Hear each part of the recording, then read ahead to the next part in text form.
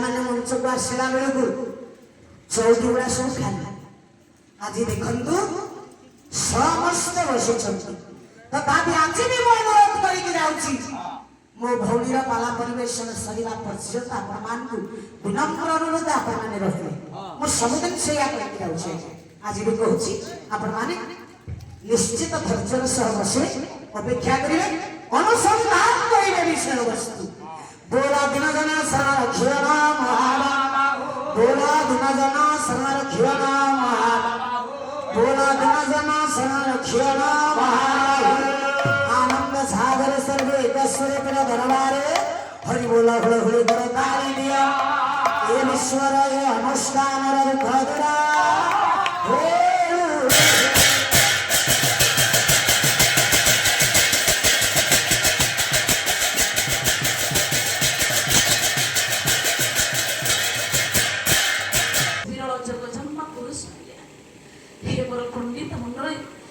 पवित्रमय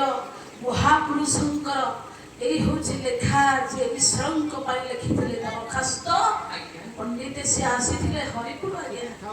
ये 6 जाति मुझे गायबी आ पंडित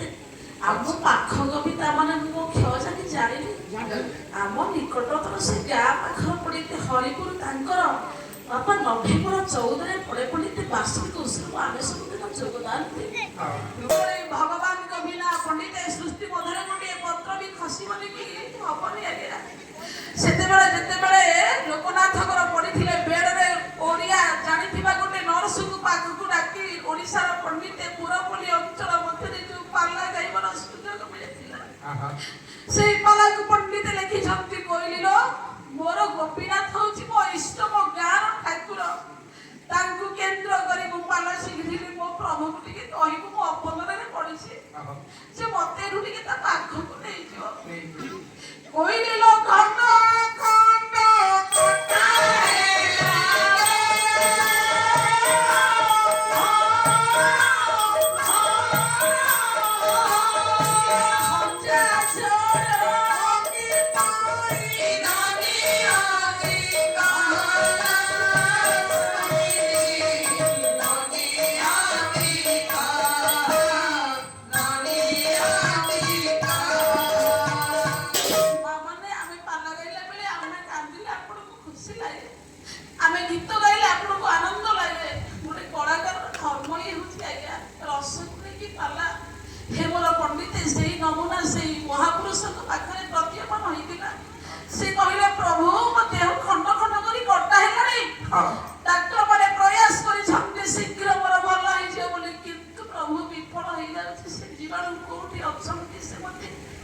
आक्रमण कर मोर अमणीय चेहरा संपूर्ण नष्ट किंतु तथापि मोर भल होनी रोग कहीं दंड मत नहीं जा तो पाख खगला खगला कोइली लोग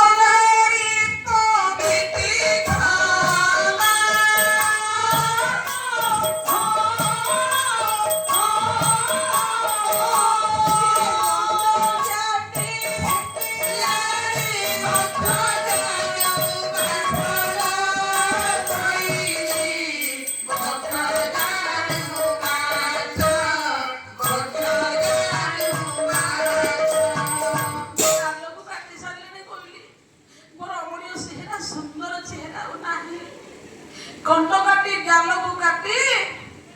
मोर मांस को सज्जित कर डाक्टर माने प्लास्टिक सर्जरी कले किंतु भल मो प्रभु मोर अति दिन बंधु मो निजर आपणर बंधु मो जागी को पार्ला शिखिली ताकि कहबू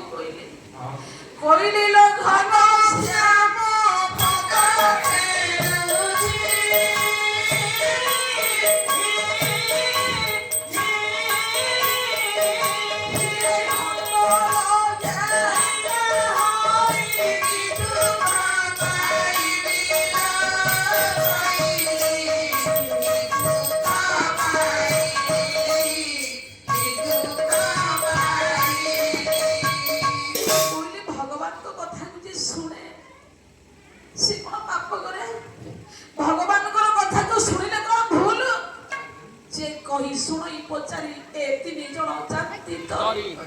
କିନ୍ତୁ ମୋ ପ୍ରଭୁର କଥାକୁ ମୁଁ କହେ, ମୋ ପ୍ରଭୁ କଥାକୁ ଶୁଣାଏ। ଏଥିରେ କ'ଣ ମୋର ପାପ ହେଇଗଲା? ଭୁଲ କୋଉଠି ରହିଲା? ମୋର ଏଡେ ବଡ଼ ଦଣ୍ଡ ମୁଁ କାହିଁକି ପାଇଲି? କୋଇଲି ଉଠି ବାଜୁ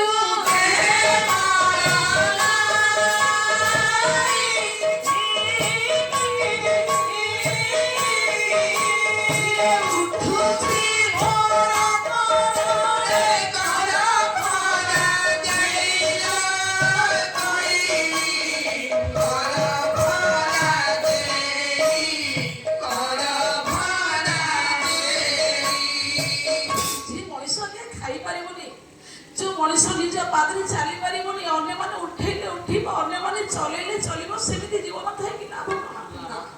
ଏମିତି ଜୀବନ ଦରକାର ନାହିଁ ବୋଇଲି କହିବ ମୋ ପ୍ରଭୁକୁ ଖବର ଦେଇଛି ବୋଲି ମୋ ପ୍ରଭୁର ପାଖରେ ଦରଖାସ୍ତକୁ ଟିକେ ମଞ୍ଜୁର କରିଦବ। ଯେତେବେଳେ କୋଇଲି କୁହୁ କୁହୁ ଗଲା, ଇଏ ଚିନ୍ତା କଲେ ମୋ ଭାଷା ବୋଧେ ବୁଝିପାରୁନି କୋଇଲି, ମୁଁ ଠିକ କଣ ଚାହୁଁଛି ନା? କୋଇଲି ଲଚିଲି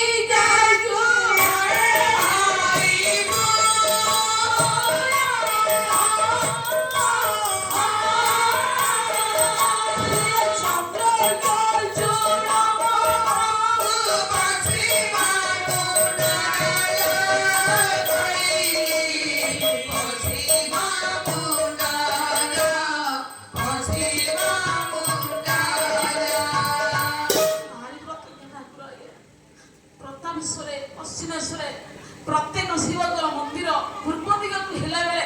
ସେ ଗାଁର ମନ୍ଦିର କିନ୍ତୁ ପଶ୍ଚିମ ଦିଗକୁ ଆଇଲା। ଆପଣଙ୍କର ଯେମିତି ଏମିତି ଏଇଠି ଗୋଟେ ଅନୁଷ୍ଠାନ ଅଛି, ତାଙ୍କ ଶିବଙ୍କ ନାମ ମନେ ନାହିଁ, କିନ୍ତୁ ପଣ୍ଡିତ ଶିବଙ୍କର ମନ୍ଦିର ପଶ୍ଚିମ ଦିଗକୁ ସିନା, କିନ୍ତୁ ସେଇଠି ସେ ପାଲା ଶିଖିଥିଲେ କୋଇଲି। ସିଏ ମୋର ଇଷ୍ଟ, ମୁଁ ତାଙ୍କୁ କେନ୍ଦ୍ର କରି ଆଶ୍ରୟ କରି ପାଲାକାର ହେଇଥିଲି। ବାଇଗଣ ବଗିଚାରେ ପାଲଟି ଭଲ ହଉନଥିଲା, ଚାବରକୁ ପୋତି ଦେଲି। ରତାବିଷୟରେ ମହାଶମ୍ଭୁ ଅଷ୍ଟ ଶମ୍ଭୁ 38 ଶମ୍ଭୁଙ୍କର ମିଳନ କ୍ଷେତ୍ର ସେ ଶିବ ମନ୍ଦିର। ସେଇଠି ମତେ ସେ ସ୍ୱପ୍ନ କଲେ, ଲୋକା କାଇ ମନସ୍ତମ କରିଛୁ, ଚାମରକୁ ଟିକେ ଖୋଳିଲୁ। ଖୋଳିଲା ବେଳକୁ ନୂତନ ଚାମର ଗିରି ପଣ୍ଡିତେ ବାହାରିଲା। ସେମିତି ଠାକୁର ବଳିଆର ଠାକୁର ଆଜ୍ଞା ରତାବିଷୟରେ ସେଇ ଚାମରକୁ ଧରି ପଣ୍ଡିତ ମଣ୍ଡଳୀ ପାଲାକାର ହେଇଥିଲେ ସିଏ। हे मोर पंडित सेही माने पाल्ला वाला आया, हमने खाली गायक से माने पाल्ला गायक से माने पाल्ला के प्रकृति बुझिथिले, किंतु आमे घोषवंत बलवंत मादी पद घोषित को आपण आगे गाई देबु, किंतु तांका भଳି पालाकार आमे माने नहल मा से प्रकृति रे पाला वाला जे लेखक जे ईश्वर को दर्शन करी बड़ पुत्र होइथिले, से माने होछथि जगजन्मा मा। आमे खाली पाला पंडित टिके बही की धरि की खाता को धरी पड़ते लेखिबू, आमे टिके घोषित को पाना आपण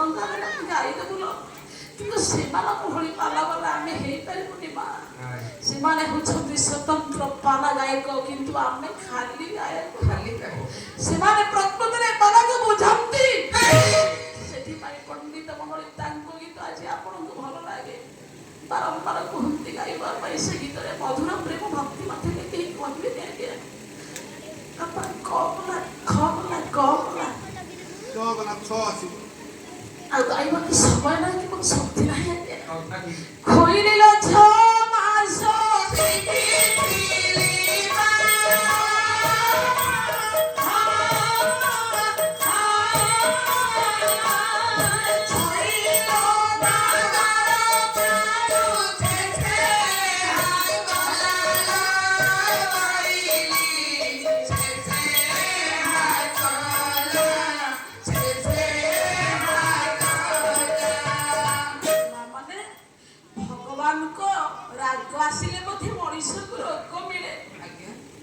भगवान रागिले मधे मनुष्य रोग आक्रमण हो जाए,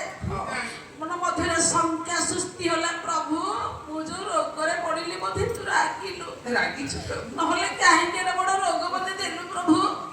मु तो ओडिसा पुरबोली अंचल रे लोक मानकु तो ना गाउथिली, तो ना कहूथिली, काहेकि एते दुख दे ए हो छंती से विरल जग जन्म पुरुष। हे मोर पंडित मंडली, से पवित्रमय महापुरुषंकर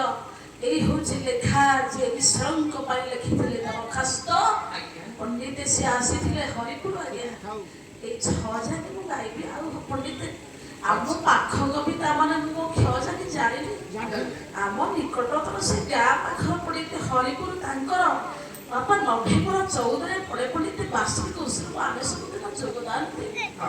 ପଣ୍ଡିତ ସମୟ ନାହିଁ ପାଲାର ପଣ୍ଡିତ ସମ୍ବିଧାନ ଭୁଲ ହେଇଯିବ ଆମେ ଯଦି ପଣ୍ଡିତ ମଣ୍ଡଳୀ ଆଜ୍ଞା କାଲି 10:25ରେ ଛାଡ଼ିଥିଲେ ସମୟକୁ ନେଇକି ଆମେ ଛାଡ଼ିଦେବା ତାହେଲେ ପଣ୍ଡିତ କଥାଟି ରହିଲା ଏଠି ପ୍ରଶ୍ନ ବିଷୟବସ୍ତୁ ମାଧ୍ୟମରେ ମୁଁ ଦେବି ଗୋଟାଏ ପ୍ରଶ୍ନ ବସ୍ତୁ ମାଧ୍ୟମରେ ପଣ୍ଡିତ ରହିଲା ମୋର ଏଠି ପ୍ରଶ୍ନ ହେ ପଣ୍ଡିତ ମଣ୍ଡଳୀ ଥାକ ନୀତି ରହିଲା ଆଉ ଭଉଣୀ ମୋର ଆସିବେ ଆପଣମାନଙ୍କ ଆଗରେ ଏଇଠି ପଣ୍ଡିତ ଥାକ ଆଗକୁ ନେବେ ଆପଣମାନଙ୍କ ଆଗରେ ଛଇଲେନ୍ଦ୍ର ଆଗ ଅଛି 3 ପଦ ମୁଗାଇ 4 ପଦ ଅଛି ବିଷୟବସ୍ତୁ ଆମର ଭଉଣୀ ଜାଣିଛନ୍ତି ବହୁତ ଭାଗ୍ୟ ତାଙ୍କ ସହିତ ଆମର ପଣ୍ଡିତ ହେଇଛି ଏ ବିଷୟବସ୍ତୁ ସେ ଜାଣିଛନ୍ତି ଆପଣମାନଙ୍କ ଆଗରେ କହିବେ କୋଇଲି କାଇମାଟିଆ ପାଟଣା ଆସନ୍ତା 29, 30, 31 ତାରିଖରେ ରାମଲୀଳା ପରିବେଷଣ କରିବେ ଦରବାରେ ଆତ୍ମସାଗରେ ସବେ ହରିବୋଲ ନାମ ତଳେ ହୁଳ ହୁଳି ଦିଅ ଏ